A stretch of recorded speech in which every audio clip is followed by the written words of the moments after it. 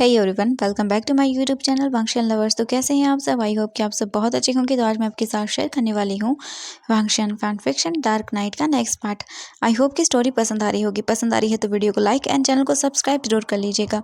And I know कि मैं 2 दिन से वीडियो अपलोड नहीं कर रही हूँ। उसके लिए सबसे पहला रीज़न यही था कि फर्स्ट मेरी तबीयत बहुत ख़राब हो गई थी, जिस वजह से मैं रिकॉर्डिंग नहीं कर पाई। And second day next day मैंने सोचा था मैं रिकॉर्डिंग कर लूँगी। मैंने वन शॉट भी रिकॉर्ड कर लिया एंड दूसरा फैन फिक्शन रिकॉर्ड कर लिया। बट एंड द टाइम मुझे पता चला कि हमारी फैमिली में एक पार्टी है। एंड उसके बाद फिर मैं कर ही नहीं पाई, क्योंकि फैमिली मेम्बर्स, आपको पता है, जाना पड़ता है फैमिली के अंदर। तो मुझे जाना पड़ गया, तो मैं कर ही नहीं पाई, क्योंकि अलग अलग टाइमिंग होती है मेरी स्टोरी रिकॉर्डिंग की, तो उसी अकॉर्डिंग होता है। बट जब इस फैन फिक्शन की रिकॉर्डिंग की टाइम आई तो मुझे पार्टी में जाना पड़ गया, तो मैं नहीं जा पाई। बट हाँ, आज मैं इसका पार्ट शेयर कर रही हूँ। तो इससे पहले वाले चैप्टर में हमने देखा था कि जो लायन करण था, उन्होंने एक डिसीजन लिया था। उन्होंने जो विजिंग था ना, उसके अडॉप्शन पेपर खारिज करवा दिए थे। और दूसरा, वांग जी पूरे 20 दिनों के बाद जेल से बाहर आया था। एंड वांग जी घर आने के बाद अपनी मॉम को देखता बोलता मॉम, एंड वो उन्हें हक करने के लिए जैसे ही आगे बढ़ता है, मैडम लान उसे रोक देती हैं और बोलती हैं मैं तुम्हारी माँ नहीं हूँ। और ये बोलकर वो वहाँ से चली जाती है। वांग जी बोलता व्हाट, सच में मेरी फैमिली पागल हो गई है क्या? हम मुझे ऐसे निकाल रहे हैं जैसे मैं दूध में पड़ी मक्खी हूँ। हाँ, माना मैंने गलती हो गई, तो क्या ऐसे मुझे ट्रीट करोगे आप सब लोग? बट कोई कोई मतलब रिप्लाई नहीं देता। लायन किरण देखता है वांग जी को और बोलता है वांग जी चुपचाप करके रूम में जाओ और बाहर मत निकल जाना रूम से। तुमने जो किया है ना, उसकी सजा तो मैं तुम्हें दे के रहूंगा। और वांग जी, तुम्हें ऐसी सजा मिलेगी जो तुम जिंदगी भर याद रखोगे। वांग जी बोलता ओह अच्छा, क्या सजा देंगे आप मुझे, बताएंगे ज़रा? वो बोलते हाँ, तुम्हें सजा तो मैं दूंगा वांग जी, तुम याद रखोगे, भूलो मत, तुम्हारा बाप हूँ मैं। वांग जी बोलता जानता हूँ, शायद आप बोल रहे हो कि आप मेरे डैड हो। वांग जी बोलता है, तो लायन किरण बोलते shut up Wang ji. And then इसके बाद वांग जी बोलते जा रहा हूँ। एंड वांग जी वहाँ से तुरंत ही अपने रूम की ओर चला जाता है। हम वेइंग को देखते हैं। वेइंग अपने रूम में था और वो बैठा हुआ था बेंच के ऊपर, यानी कि, और वो बैठा हुआ था सोफे के ऊपर और उसकी आंखों में आंसू थे। वेइंग बोलता है मेरी शादी करवानी है पापा, किसी हल्फा से। मुझे मुझे शादी नहीं करनी, मुझे नहीं करनी, मुझे नहीं करनी। वेइंग अपने टमी पर हाथ रखता है और बोलता नहीं, मैं अपनी बेबी को किसी और का नाम नहीं दे सकता हूँ। ये लैन है और लैन ही रहेगा। पापा ने अब तो मेरे अडॉप्शन के पेपर भी खारिज करवा दिए। वो मुझे अपना फैमिली मेम्बर। वेइंग बोलता नहीं मानते हैं, बट हाँ सही कहा उन्होंने। वो वो मुझे, मतलब मेरे बेबी। वेइंग को समझ नहीं आ रहा था अपने इमोशन वो कैसे कंट्रोल करे, क्योंकि वेइंग प्रेग्नेंट था, जिस वजह से उसके जो हार्मोन्स है ना वो डिसबैलेंस हो रहे थे। वेइंग सही गलत नहीं समझ पा रहा था। वेइंग बोलता नहीं, मैं किसी और से शादी नहीं कर सकता हूँ। भले ही उन्होंने मुझे धोखा दिया, बट मैंने तो उनसे प्यार किया था ना।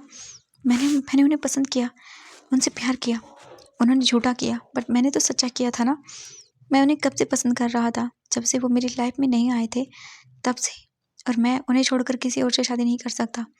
भले ही मैं उनसे नफरत करता हूँ, कभी देखना नहीं चाहता, बट मैं किसी और को भी अपना नहीं सकता हूँ। विंग उठता है और उसके बाद वो अपने लैपटॉप के पास जाता है और जो इसने सोचा था कि वो यहाँ से नहीं जाएगा, वो डिसाइड कर लेता है कि हाँ अब उसे जाना ही होगा, क्योंकि विजिंग अब यहाँ नहीं रह सकता है, उससे ये बर्दाश्त नहीं होगा। विजिंग बस चुपचाप था। हम देखते हैं कुछ टाइम के बाद वांग जी अपने रूम में आता है। रूम में आने के बाद सब चीज़ें देखता है और बोलता है गॉड, मेरा रूम मैंने कितना मिस किया था। एंड मेरा विजिंग, मैं यिंग, मैंने तुम्हें बहुत मिस किया। आई लव यू विजिंग, तुम मेरे हो और मैं तुम्हें अपना बना लूँगा। मैं वापस आ गया हूँ विजिंग, और तुम्हें भी मैं वापस ले आऊँगा। और ये बोलकर वांग जी एक डेविल स्माइल करता है। हम कुछ टाइम देखते हैं। वांग जी बोलता है सच में वहाँ तो मुझे ढंग से नहाने को ही नहीं मिला। वांग जी तुरंत ही फिर वॉशरूम में जाता है एंड बाथ टब में पानी भरता है और उसके बाद आराम से वो पानी वगैरह भर लेता है। और उसके कुछ टाइम के बाद वांग जी बाथ टब में जाकर बैठ जाता है। उसके अंदर जो भी अच्छी अच्छी बोल से शावर जेल वगैरह जो भी होता है डालने के लिए, वो डाल देता है, क्योंकि वांग जी सच में उसके अंदर से पसीने की स्मेल आ रही थी, क्योंकि वहाँ पर उसे कौन सा एसी में मिलने वाला था रहने के लिए। एंड वहाँ पे बहुत ही डर्ट्स वगैरह सब कुछ थी, जिस वजह से उसका बुरा हाल था। इसीलिए वो चुपचाप करके जो है ना, वो बस उसके अंदर बैठ जाता है और उसे इतना सुकून मिलता है ना, एक हॉट बात लेके। वांग जी को ऐसा लग रहा था जैसे हाँ सच में यही सब कुछ था। वांग जी बहुत ही रिलैक्सिंग फील करता है, अपनी आंखें बंद कर लेता है और बस सोचने लगता है इतने दिन वो कैसे जिया था। 20 दिन वो पूरा इस घर से दूर रहा, अपनी फैमिली से दूर। उनकी याद उसे आई, बट सबसे ज़्यादा उसे याद आई बीजिंग की। और ये जानने के बाद कि बीजिंग प्रेग्नेंट है, उसके लिए बहुत डिफरेंट था। उसका बेबी, बीजिंग उसका बेबी कैरी कर रहा है। सच में ये चीज़ तो उसके लिए बहुत अलग थी। वांग जी इमेजिन नहीं कर पा रहा था। वांग जी बोलता, ओह माय गॉड, मैं फादर बनने वाला हूँ। लहन, वांग जी तू फादर बनने वाला है? ओह माय गॉड, मुझे अब रियलाइज़ हो रहा है कितनी बड़ी खुशी है। बीजिंग मेरे बेबी को कैरी कर रहा है। हाँ, कितनी अच्छी बात है ना। ओह माय गॉड, वांग जी बस खुद में खुश हो रहा था। एंड उसे याद आता है वो टाइम जब मतलब बीजिंग को ये सब चीज़ें पता चली थी। वांग जी बोलता है, आई नो बीजिंग, मैं जानता हूँ कि जो हो गया सो हो गया, उसे चेंज नहीं किया जा सकता। बट हाँ, अब ये तो बदल गया कि तुम सिर्फ मेरे हो। और ये बोलकर वो स्माइल करता है और फिर लीन हो जाता है एकदम से बाथटब के अंदर और अपनी आंखें बंद कर लेता है और सोचने लगता है और बोलता है कि बीइंग, तुम्हें मैं अपना बना के रहूँगा। एंड यू नो बीइंग, तुम्हें पता था कि मैं तुम्हें भले ही पसंद नहीं करता था, बट तुम मुझे करते थे। और अब तो मैं भी पागल हो चुका हूँ पूरी तरह से, और अब तुम मेरे हो। वांग जी स्माइल करता है और बोलता है, देख लेना, अगर तुम मुझे नहीं ले गए ना, मतलब अगर तुम मुझे नहीं मिले, तो मैं फिर उसके बाद तुम्हें अपना बना लूँगा, चाहे मुझे कुछ भी क्यों ना करना पड़ जाए। और ये बोलकर वो स्माइल करता है डेविल वाली। हम देखते हैं कुछ टाइम के बाद वांग जी जो है ना ऐसे ही लेटा रहता है उसके अंदर और अच्छे से बात लेता है। हम कुछ टाइम के बाद देखते हैं बीजिंग बस लैपटॉप में जो भी था ना वो सब कुछ कर लेता है। इसके बाद बोलता है, मुझे अब सामान। बीजिंग जो है ना वो तुरंत ही जाता है, कबर्ड ओपन करता है और उसमें से अपने लिए जो है ना वो एक बैग निकालता है। देन फिर उसके अंदर जो चीज़ थी ना वो डालता है, जो उसकी इंपॉर्टेंट चीज़ें थी वो सारी डाल लेता है, उसके डॉक्यूमेंट्स, उसके थोड़े बहुत क्लॉथ, जो भी उसके लिए ज़रूरत था ना वो सारी चीज़ें पैक करता है। सारा सामान पैक वगैरह कर लेने के बाद बीजिंग अपने बैग को देखता है और उसके बाद उस बैग को जो है ना बेड के नीचे रख देता है। तभी डोर पे नॉक होता है। बीजिंग जल्दी से पलट कर देखता है, बोलता है, हाँ कौन है? बीजिंग फिर अपने आप को ठीक करता है, तुरंत ही जाता है, अपने फेस वगैरह साफ करता है और डोर ओपन करता है। तो वहाँ पर जो है ना वो मैं गया था। बीजिंग बोलता है, काका आप? वो बोलते हैं, हाँ बिल्कुल बीजिंग, तुमने अपनी मेडिसिन नहीं ली, चलो मेडिसिन लो। वो आता है अंदर एंड फिर वो मेडिसिन निकालता है, पानी देता है बीजिंग को। बीजिंग ले लेता है, वो देखता है और बोलता है, अब तबीयत कैसी है? बीजिंग बोलता है, ठीक है। वो बोलते हैं, ओके ठीक है, मुझे बताओ कुछ खाना है तुम्हें? बीजिंग को सोचता है, बोलता है, हाँ वो मुझे सूप पीना है, वो भी आप बनाते हो वो वाला? वो बोलते हैं, ओह अच्छा ठीक है, मैं तुम्हारे लिए बना के लेके आता हूँ, ओके। बीजिंग बोलता है, थैंक यू। वो बोलते हैं, नहीं बिल्कुल नहीं बीजिंग, थैंक यू नहीं, तुम बहुत स्पेशल हो, ठीक है। और तुम्हारा ये क्यूट लिटिल सा बेबी जो है ना वो डिमांड कर सकता कुछ भी खाने की, तो मैं लेकर आऊँगा। मैंने काफ़ी सारी बुक्स रीड की थी, तो मुझे पता चला कि बेबी को इस दिन कुछ भी खाने का मन करता है, या बेबी की मदर को। बीजिंग स्माइल करता है और फिर बोलता है, तो अब तुम ऐसे ही स्माइल करना। तुम्हें पता है मैंने ये भी सुना था कि बेबी जो है ना वो तभी खुश रहता है जब उसकी मदर स्माइल करती है। तो तुम सैड मत होना, ठीक है, हमेशा खुश रहना और फालतू की चीज़ें मत सोचना, ठीक है। बीजिंग बोलता है, मैं समझ गया। वो बोलते हैं, वेरी गुड। देन इसके बाद तुम एक काम करो, यहाँ से जाओ सीधा गार्डन के अंदर, क्योंकि बेबी के लिए ना ऐसा एनवायरनमेंट बहुत अच्छा होता है जहाँ पर सुकून हो, ठीक है। बीजिंग बोलता है, ठीक है ग। इसके बाद बीजिंग जो है ना रूम से निकल जाता है और वो सीढ़ियों से नीचे आता है। इसके बाद बीजिंग सीधा गार्डन में चला जाता है। बीजिंग देखता है गार्डन के अंदर जो उसके रैबिट्स थे ना वो इधर से उधर कूद रहे थे, खेल रहे थे। बीजिंग उन्हें देखता है और उसे बहुत अच्छा लगता है। बीजिंग उन रैबिट्स के पास जाता है और मतलब वहाँ जाके बैठ जाता है हमेशा की तरह। एंड वो रैबिट्स बीजिंग के पास आने लगते हैं। बीजिंग याद करता है और बोलता है, मेरी कॉलेज 20 दिनों से बीजिंग यूनिवर्सिटी नहीं गया। उसके यूनिवर्सिटी को शुरू हुए जो है ना वो पूरे 10 दिन हो गए हैं, बीजिंग नहीं गया है। बीजिंग वहीं पर बैठा हुआ था एंड देन सोच रहा था कि अब उसे कुछ और करना होगा। बीजिंग वहाँ जाने के बाद जो है ना वो अपनी न्यू यूनिवर्सिटी के अंदर ज्वाइन करेगा।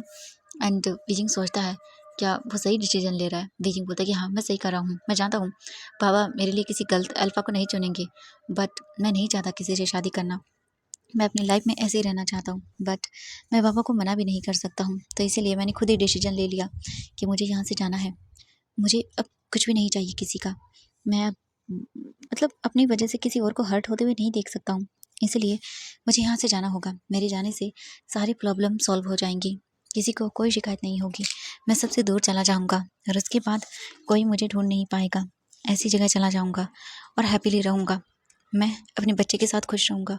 मुझे ना ही किसी का साथ चाहिए और न ही मुझे किसी की हमदर्दी चाहिए। मैं खुश हूँ अपने और अपने बेबी के साथ। बीजिंग बस एक टूटी हुई सी स्माइल करता है और फिर अपने मन में सोचता है, मैं बाबा को, माँ को, गगो को बहुत मिस करूँगा। और अपने दोस्तों को भी मिस करूँगा, बट मुझे जाना होगा यहाँ से। अगर मैं यहाँ पर रहा तो कुछ भी ठीक नहीं रहेगा।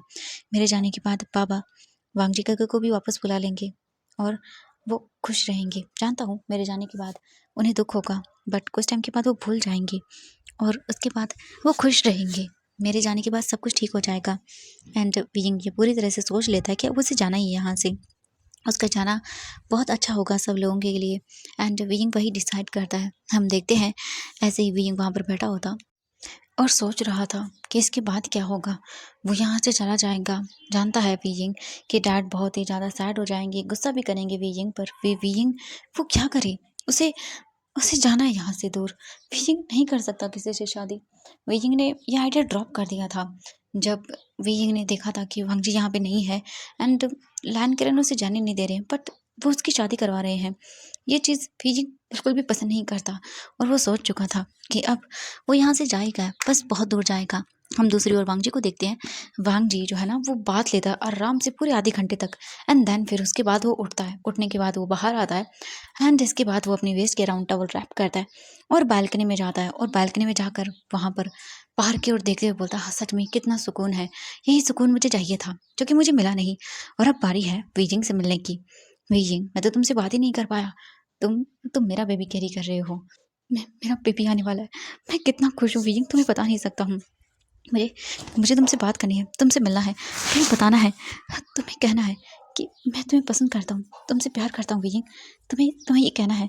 आई नो, जानता हूँ ये मुझे बहुत पहले कर लेना चाहिए था, बट देर हो गया तो हो गया बीजिंग, बट रियलाइज़ तो हो गया ना। और अब तुम मेरे हो। और ये बोल के वांगजी एक डेविल स्माइल करता है। हम कुछ टाइम के बाद देखते हैं जो वांगजी था ना वो बस इधर उधर देख रहा था बाहर की ओर। एंड तभी उसकी नज़र पड़ती है बीजिंग पर, जो कि रैबिट्स के पास बैठा हुआ था एंड उनके साथ खेल रहा था। वांगजी बीजिंग को देखता है और देखने के बाद बोलता है, बीजिंग तुम यहाँ पे हो, तुम यहाँ पे हो। वांगजी बहुत ही अच्छा फील करता है और वो बोलता है, तुमसे मुझे बात करनी है, तुम्हें बताना है बीजिंग कि जो मैंने किया वो गलत था, बट बीजिंग अब तुम मेरे हो, मैं तुम्हें किसी और का होने कैसे दे सकता हूँ।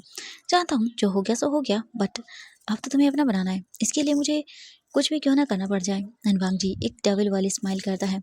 हम कुछ टाइम के बाद देखते हैं वांगजी अंदर आता है। तुरंत ही अंदर आने के बाद बस वो वहाँ से जाता है एंड देन अपने कपड़ों को पहनता है। हम दूसरी ओर वीजिंग को देखते हैं। जो वीजिंग था ना वो बस वहाँ से उठ जाता है, क्योंकि अब उसे टायर्ड फील हो रहा था। वीजिंग बहुत जल्दी थक गया था, तो इसके लिए अब वो जाने लगता है सीधा अपने रूम के अंदर। एंड वांगजी जब तक आता तब तक वीजिंग अपने रूम के अंदर वापस आ चुका था। एंड वापस आने के बाद वो बैठ जाता है और सोचने लगता है कि जो वो कर रहा है वो सही तो है ना, क्या उसका यहाँ से जाना सही होगा। पता नहीं, बीजिंग बस सोच रहा था इसके आगे की लाइफ बहुत मुश्किल होने वाली है। बीजिंग जानता है लोग उसे न जाने किस किस ताने से नवाजा करेंगे, न जाने उसे क्या क्या बोलेंगे। और उसके बेबी को, हाँ, उसके बेबी को भी सहना पड़ेगा। वो लोग बोलेंगे बीजिंग नाजायज़ है, ये है पता नहीं क्या क्या है। बीजिंग डिसाइड कर लेता है कि वो बोल देगा कि उसके हस्बैंड की डेथ हो गई है। अगर कोई उसे पूछेगा तो हाँ यही सही होगा। बीजिंग बस यही बोल देगा और कुछ भी नहीं। वियिंग डिसाइड कर चुका था कि अब उसे जाना है तो मतलब जाना है। एंड अब वियिंग का डिसीजन कोई चेंज नहीं कर सकता था। वियिंग वापस अपने रूम में आता है और ऐसे ही रहता है। वांगजी जब तक बाहर आता तब तक वियिंग वहाँ से जा चुका था। एंड धीरे धीरे करके इवनिंग हो जाती है। अब जो है ना वो 6 बज गए थे। वियिंग रूम में था एंड लैपटॉप पर कुछ काम कर रहा था। तभी डोर पे नॉक होता है। वियिंग जाता है, डोर ओपन करता है तो देखता है वहाँ पर मैडम लैन थी। वो बोलती वियिंग, वियिंग बोलता मॉम, वो बोलती हाँ वियिंग चलो खाना खाना है। वियिंग बोलता हाँ ठीक है। वियिंग बाहर आता है और आकर वो बैठ जाता है वहाँ पर जो उसकी चेयर थी उस पर। एंड हम देखते हैं वांगजी को।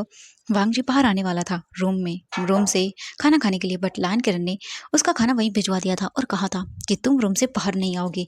अगर तुम रूम से बाहर आ गए ना वांगजी तो तुम्हारे साथ बहुत बुरा हो जाएगा। एंड वांगजी वापस नहीं आया था क्योंकि उसके डैड ने उसे धमकी दी थी और कहा था कि उसे जो है ना वापस से वो भेज देंगे जेल में।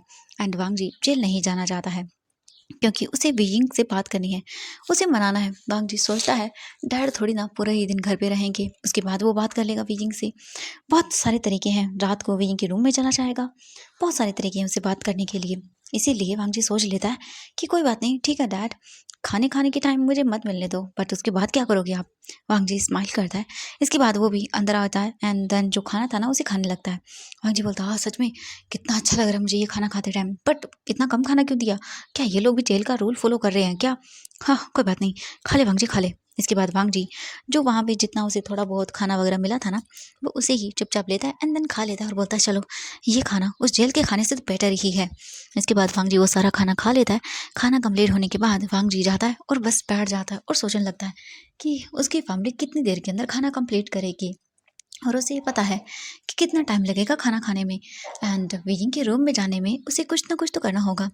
वांग जी सोच लेता है। हम देखते हैं डाइनिंग हॉल का सीन, सभी लोग बैठे हुए थे एंड खाना खा रहे थे एंड लायन किरण ने सबको बोला था कि वीजिंग से कोई बात नहीं करेगा, कि वांग जी वापस आ चुका है, जो होगा सो कल देखा जाएगा।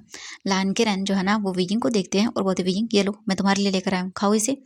वीजिंग देखता है वो कुछ फ्रूट्स थे जो वीजिंग की हेल्थ के लिए काफ़ी अच्छे थे। वीजिंग उन्हें लेता है और चुपचाप खा लेता है। वीजिंग कुछ नहीं बोलता। लायन किरण बोलते हैं अच्छे लग रहे हैं ना। वीजिंग पता ठीक है पापा। इसके बाद वीजिंग सारी चीज़ें खा लेता है। उनका भी खाना वगैरह हो जाता है एंड देन मैंग ग्याओ जो है ना वो प्लेटें वगैरह सब कुछ जो है ना वो खुद करता है, रख के आता है। देन सर्वेंट उन्हें बताता है क्या क्या करना है एंड मैंग ग्याओ के आने से ना मैडम लायन को थोड़ा सा था बोलें कि हाँ काम में बहुत ही ज़्यादा हेल्प मिल गई थी। ये बोलें कि थोड़ा नहीं पूरा का पूरा, क्योंकि मैंग ग्याओ सब कुछ बहुत अच्छे से संभाल रहा था एंड जो बोल सकते लायन सेचन थे उन्हें काफ़ी अच्छा लगता है कि मैंग ग्याओ इतना ज़्यादा समझदार है और इतना ज़्यादा कैपेबल है, वो उसकी फैमिली को संभाल रहा है तो उसे बहुत अच्छा लगता है। एंड ऐसे ही टाइम बीत रहा था। हम कुछ देर के बाद देखते हैं जो मैंग ग्याओ था ना उसके फ़ोन पर एक कॉल आता है। मैंग ग्याओ फ़ोन पिक करता है और बोलता है हेलो। दूसरी ओर से एक पर्सन जो है ना वो फ़ोन पे बोलता है मैं हूँ तुम्हारा कजिन ब्रदर, क्या कर रहे हो? मैं तुम्हारे घर आया हूँ, क्या तुम मुझे अंदर नहीं बुलाओगे? ये सुनने के बाद वो बोलता हाँ आप? तो वो बोलता हाँ बिल्कुल मैं। वो बोलते मैं आता हूँ। एंड तभी जो अदर फैमिली मेम्बर्स थे ना, वीइंग भी था, वो भी वहीं पे था एंड हॉल के अंदर था, बैठा हुआ था, बस नॉर्मली अपनी फैमिली के साथ था। मैंग ग्याओ तुरंत ही जाता है, डोर ओपन करता है एंड वो देखता है तो वहाँ पे उसके मतलब बोल सकते हैं कि जिन जोशन खड़ा हुआ था उसका कज़न ब्रदर। मैंग ग्याओ उसे मतलब हेलो बोलता है, हाय बोलता है, फिर इसके बाद अंदर लेकर आता है एंड वो अपनी फैमिली को देखता है और बोलता है मेरा कज़न ब्रदर आया है। एंड ये सुनने के बाद सभी लोग एक दूसरे को देखते हैं। जिन जोशन स्माइल करता है और वो आकर बैठ जाता है नॉर्मली, फिर उनके साथ बातें करने लगता है एंड वो वीइंग को देखता है। वीइंग भी एक नज़र उसे देखता है बट उसे बिल्कुल पसंद नहीं आता ये इंसान। उसे याद आता है कैसे इस इंसान ने उसे फोर्स किया था एंड उसे टच करने की कोशिश की थी। तो वीइंग को गुस्सा आता है बट फिलहाल वो कुछ नहीं कर सकता था एंड वो वहीं पर बैठा रहता है एंड नॉर्मल था। हम देखते हैं कुछ टाइम के बाद जो वीइंग था ना उसे बिल्कुल अच्छा नहीं लगता, तो वो वहाँ से उठता है और चला जाता है अपने रूम के अंदर। हम वांग जी को देखते हैं एंड जो वांग जी था ना वो अपने रूम से बाहर निकलता है एंड वो देखता है वीइंग को अपने रूम के अंदर एंटर करते हुए। वांग जी आगे बढ़ने के बारे में सोचता है उसके पास जाने की, पर वो रुक जाता है और सोचता है नहीं, ऐसे वीइंग उसे देखेगा तो हो सकता है गुस्सा करे, बट वांग जी सोचता है कि वो बाद में जाएगा। इसके बाद वांग जी नीचे की ओर आ जाता है एंड वांग जी नीचे आता है और वो देखता है तो उसकी फैमिली वहाँ पर बैठी हुई थी एंड किसी से बातें कर रही थी। वांग जी ने उस इंसान का चेहरा नहीं देखा था जिससे कि वो बोल सकते बात कर रहे थे। वांग जी आता है और बोलता डैड एंड ये आवाज़ सुनने के बाद लायन किरण जो है ना पलट कर देखते हैं। वांग जी वहाँ पर खड़ा हुआ था एंड लायन किरण जो है ना वो अभी देखता है तो उसके सामने जो है ना वो जिनजोशन बैठा हुआ था एंड वो अपने फैमिली मैटर्स को किसी और के साथ डिस्कस नहीं करना चाहते थे, ना ही वो ये चाहते थे कि उनके घर के मामले बाहर जाएं, इसीलिए वो चुप रहते हैं। एंड वांग जी आकर बैठ जाता है और वो जैसे ही अपने सामने का इंसान देखता है उसे गुस्सा आता है। वो गुस्से में अपने हाथों की मुट्ठियों को टाइट करके बंद कर लेता है एंड वो उसे घूर घूर कर देखने लगता है। वहीं जिन जोशन स्माइल करता है और बोलता है मैं यहाँ पर आया हूँ, अपने मन में ही सोचता है वो इनसे बात करने के लिए, वीइंग और मेरी शादी को लेकर। मुझे वीइंग से शादी करनी है, उसके जैसा खूबसूरत ओमेगा मुझे कहाँ ही मिलेगा। इसके लिए तो मुझे लायन किरण से बात करनी होगी और मैं यहाँ पर आया हूँ ताकि मैं बात कर सकूँ और उसके बाद शादी कर सकूँ। कितना ब्यूटीफुल ओमेगा है, उससे शादी करूँगा तो मुझे अच्छा लगेगा। उस ब्यूटी को तो मुझे एक बार टेस्ट करना है। और ये बोलकर वो डेविल वाली स्माइल करता है। और वहीं सामने वांग जी बैठा हुआ था एंड वांग जी का खून खोल रहा था। उसे याद आ रहा था कि इसी इंसान ने वीजिंग से शादी का ऑफर रखा था एंड वांग जी जब जब उसे देख रहा था उसे ऐसा लग रहा था जैसे इस इंसान का फेस तोड़ दे वो। पर वांग जी शांत था, फिलहाल वो कुछ भी नहीं कर सकता था। उसके डैड भी यहीं पर थे, अगर कुछ बोल दिया ना तो सच में बहुत बड़ी गड़बड़ हो जाएगी। और लायन किरण भी थे। अब लायन किरण अपने घर में क्या हो रहा है ये किसी को भी पता चल नहीं दे सकते थे, इसीलिए वो चुपचाप रहते, नॉर्मली बातें करते हैं एंड वो पूछते हैं कि वो यहाँ पर कैसे आया है। तो जिनजेशन बताता है कि वो कुछ दिन यहीं पे रहेगा क्योंकि उसे अपने कज़न ब्रदर के साथ कुछ काम है और वैसे भी वो यहाँ पर 1 महीने के लिए आया है, तो इसीलिए उसने सोचा कि कुछ टाइम वो अपने कज़न ब्रदर के साथ रहेगा। अच्छा है ना। एंड लायन किरण जब ये देखते हैं तो वो अपने मन में बोलते हैं ये अगर यहाँ पर रहेगा तो जो मैं करने वाला हूँ वो कैसे करूँगा? सच में इसे यहाँ से जाना ही होगा। तब तक मुझे रुकना होगा, क्योंकि मैं नहीं चाहता हमारी फैमिली के मैटर्स बाहर जाएँ, और मैंने जो सोचा है वो नहीं हो पाएगा अगर ये यहाँ पर रहा तो। लगता है मुझे कैंसिल करना पड़ेगा कल का चीज़। सच में ये भी ना, ये गलत टाइम पर ही क्यों आ जाते हैं लोग। वो बहुत ही गुस्सा कर रहे थे, बट वो ऐसा शो करते हैं कि जैसे कुछ नहीं हुआ। कुछ टाइम के बाद वो लोग बोलते हैं कि अब हमें भी रूम में चलना चाहिए, बहुत देर हो गया है, आपको भी सो जाना चाहिए। ये सुनने के बाद वो बोलते हैं हाँ हाँ सही कहा। एंड इसके बाद लैंड किरण सर्वेंट को बोलते हैं, तभी मैं गया हुआ था और बोलता पापा आप चिंता मत करिए, मैंने ले जाऊँगा। वो बोलते हैं ठीक है। इसके बाद मैं गया जिन जोशन को देखता बोलता है आप मेरे साथ चलिए। वो बोलता है हाँ ठीक है ग। एंड इसके बाद वो चला जाता है मैंग्याओ के साथ। वांग जी वहीं पर बैठा हुआ था एंड वो सोच रहा था कि अब वो क्या करे, इस इंसान को कैसे यहाँ से भगाए, क्योंकि ये इंसान उसे बिल्कुल पसंद नहीं आ रहा था और उसे गुस्सा आ रहा था। हम देखते हैं लैन सचिन को, वो रूम से बाहर आते हैं एंड वो जैसे वो हॉल के अंदर आने वाले थे, उनके रूम में पानी खत्म हो गया था तो पानी लेने के लिए आए थे। वो देखते हैं वहाँ पर वांग जी बैठा हुआ था एंड लैन सचिन इग्नोर करके जाने लगते हैं, बट तभी वांग जी आता रहता है। लाइन से जन रुक जाते हैं और वो देखते हैं वांग जी को। वांग जी उनके पास आता बोलते हैं मुझे आपसे। तभी लाइन से जन अपना हाथ आगे कर देते हैं और उसे चुप रहने के लिए बोल देते हैं। वांग जी बोलता मैं वो कह रहा था कि लाइन से जन बोलते हैं देखो वांग जी, मैं तुमसे एक बात साफ साफ बोल रहा हूँ, तुमने जो किया है उसकी पनिशमेंट तुम्हें मिल के रहेगी। तुमने बहुत बुरा किया है वांग जी, बाबा के सामने मैं तुमसे कुछ ज़्यादा नहीं कह सकता, बट हाँ तुमने जो किया है उसकी सज़ा तुम्हें मिल के रहेगी वांग जी। तुमने बहुत गलत किया है, तुम जानते भी हो तुम कितने नीचे गिर गई हो, और आज के बाद मुझे अपना गगा मत बोल देना, मैं तुम्हारा कोई गगा नहीं हूँ। एंड ये सुनने के बाद वांग जी बोलता गगा ये क्या बात कर रहे हो आप ऐसा नहीं बोल सकते। लायन किरण जो है ना वो अपने रूम में थे और वो लैनी से बातें कर रहे थे। लायन किरण बोलते हैं जब तक ये जिन जोशन यहाँ पर है हम वो चीज़ नहीं कर पाएंगे, क्योंकि मैं नहीं चाहता हमारी फैमिली मैटर्स बाहर जाएं और ये सब चीज़ें किसी के भी सामने आए। मैं चाहता हूँ धीरे धीरे सब सामने आए। ये सुनने के बाद वो बोलते कि हाँ आपने सही कहा, कोई बात नहीं, आप पोस्टपोन कर दीजिए, जब ये यहाँ से चला जाएगा हम तब कर लेंगे। वैसे भी वो यहाँ पर है। लायन किरण देखते हैं और बोलते हाँ वंश यहाँ पर है, बट मैं चाहता हूँ जल्दी से जल्दी जो मैं सोच रहा हूँ वो हो जाए, क्योंकि मुझे उसे सज़ा देनी है, ऐसी सज़ा जो वो ज़िंदगी भर याद रखेगा। ये सुन के वो बोलती कि हाँ मैं जानती हूँ आप सही कर रहे हैं, मैं आपका साथ दूंगी। ये सुनकर वो बोलते हैं थैंक यू सो मच लानी। वो बोलते हैं ये तो लानी बोलती है कि मुझे आपका साथ देना ही होगा, अगर बच्चे गलत राह पर चले जाएं तो उन्हें राह दिखाना हमारा काम है, और आप बिल्कुल सही कर रहे हैं। वो बोलते हैं ठीक है चिंता मत करो, मैं वियिंग से बात करूँगा। तो वो बोलते हैं कि आपने वियिंग से बात की, मतलब आप किससे करवाने वाले हैं उसकी शादी। ये सुनकर लायन किरण बोलते हैं ये चिंता मत करो, मैंने कहा ना मैं वियिंग के लिए सही डिसीजन लूँगा, उसके लिए कोई गलत डिसीजन नहीं लूँगा, चिंता मत करो तुम। ये सुन के वो बोलती हैं कि हाँ मैं जानती हूँ, बट वियिंग क्या वो राज़ी होगा। वो बोलते हैं वियिंग को राज़ी होना होगा, तुम जानते नहीं हो वियिंग के पास लैन खानदान है, हमारी वारिस है उसके पास, तो मुझे ये करना होगा लैनी, और वांग जी को सबक भी सिखाना है, तो दोनों एक साथ हो जाएंगे। उसे पता चलना चाहिए कि उसने क्या गलती की है। ये सुनने के बाद वो बोलती कि हाँ आपने सही कहा, ठीक है मैं आपका साथ दूंगी। एंड इसके बाद ऐसा ही होता है। हम कुछ टाइम के बाद देखते हैं जो लानी थे लान किरण थे वो अपने रूम के अंदर सो जाते हैं। हम मैंग्याओ को देखते हैं, मैंग्याओ जिन जोशन को रूम दिखा देता है और उसके बाद वो वापस आता है और वो देखता है वांग जी और लान सचिन को जो हॉल के अंदर खड़े हुए थे। तुरंत ही वो वहाँ पर आता है और बोलता है हस्बैंड आप यहाँ पे। तो मैंग्याओ की बातें सुनकर लान सचिन बोलता है कि ओ हाँ वो मैं पानी लेने के लिए आया था। वो बोलते हैं आप चलिए मैं ले आता हूँ। वो बोलता नहीं मैं ले आता हूँ। इसके बाद वो पानी लेके चले जाते हैं। वांग जी मैंग्याओ को देखता है एंड देन कुछ भी नहीं बोलता। इसके बाद मैंग्याओ भी वहाँ से चला जाता है। वांग जी फिर अपने रूम के अंदर चला जाता है। वांग जी अपने रूम के अंदर आता है और वो आने के बाद डोर बंद करता है और बोलता है मेरा गुस्सा वैसे ही बहुत ही ज़्यादा बढ़ रहा है और ऊपर से ये एक नया नमूना आ गया यहाँ पर, इसकी वजह से तो मेरा और भी दिमाग ख़राब हो रहा है। मुझे कुछ जल्द से जल्द ऐसा करना होगा जिसकी वजह से ये इंसान यहाँ से रफा दफा हो, क्योंकि मैं इस इंसान को बर्दाश्त नहीं कर पा रहा हूँ। यहाँ पर कितना इरिटेटिंग है ये सच में।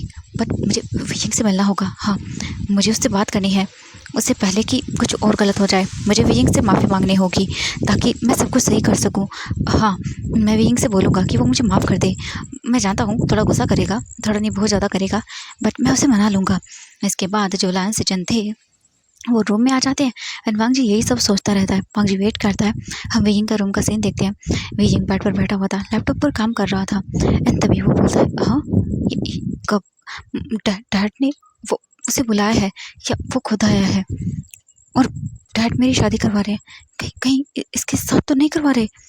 नहीं, बिल्कुल भी नहीं। मैं इस इंसान से तो बिल्कुल शादी नहीं करूँगा। हाँ, डैड मेरी शादी इससे नहीं। और विजय को याद आता है लैनी के साथ उसकी फैमिली ने बात की थी, एंड ये याद आते ही तो विजय और भी ज़्यादा डर जाता है। उसे सच में डर लग जाता है कि उसकी शादी जिन जोशन से होने वाली है। एंड विजय याद करता है कैसे मतलब घटिया इंसान है वो। विजय को और भी गुस्सा आता है। विजय पता नहीं, इस इंसान से तो मैं बिल्कुल शादी नहीं करने वाला। मुझे मुझे गुस्सा आ रहा है बहुत ज़्यादा, कितना घटिया इंसान है ये। और विजिंग यही सब चीज़ें सोच रहा था। हम देखते हैं कुछ टाइम के बाद विजिंग बोलता है हाँ मुझे जाना होगा। एंड तभी डोर पे नॉक होता है। डोर पे नॉक होने की वजह से विजिंग जाता है, डोर ओपन करता है तो देखते हैं वहाँ पर लैनी थी। विजिंग बोलता मॉम, तो वो बोलती है तुमने नाइट की गोलियाँ खा ली? विजिंग बोलता नहीं। तो बोलते रुको। इसके बाद वो तुरंत ही विजिंग को जो बोल सकते हैं रात को देने की गोलियाँ थी, मेडिसिन थी जो कि डॉक्टर ने रिकमेंड की थी विजिंग को देने के लिए, वो विजिंग को देती हैं और बोलती ये लो। विजिंग चुपचाप करके उन सारी मेडिसिन को खा लेता है। इसके बाद वो बोलती हैं कि चलो सो जाओ। विजिंग बोलता हाँ।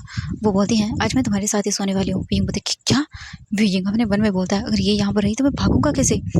एंड वो कोशिश कर रही थी बट उनकी कोशिश, विजिंग की कोशिश बेकार हो जाती है क्योंकि लैनी विजिंग के साथ रुकती है। विजिंग बोलता भी है बट लैनी बोलती कि नहीं मैं तुम्हारे साथ रहूँगी। एंड विजिंग अब कुछ नहीं कर सकता था। विजिंग सोचता है कि अब उसे कुछ और करना होगा जिस वजह से वो यहाँ से भाग सके। तो बीजिंग बस ऐसे करके सो जाता है क्योंकि उसके पास कोई और ऑप्शन नहीं था। And I am sorry everyone, मैं इतना ही रिकॉर्ड कर पाऊंगी क्योंकि मौसम बहुत ज़्यादा ख़राब हो रहा है। आई नो आप लोग बोल रहे हो रिकॉर्डिंग करो, बट मैं रिकॉर्डिंग कैसे करूँ? आप लोग देख रहे हो कितनी ज़्यादा आवाज़ आ रही है हवा की। मौसम ख़राब हो रहा है एंड देन लाइट नहीं है, बहुत सारी प्रॉब्लम्स हैं। ओके, मैं ट्राई करूँगी मैं और भी रिकॉर्डिंग कर पाऊँ अच्छे से, ठीक है। नेक्स्ट पार्ट मैं कल का जो है ना 1 घंटे का बना दूँगी। Bye bye everyone.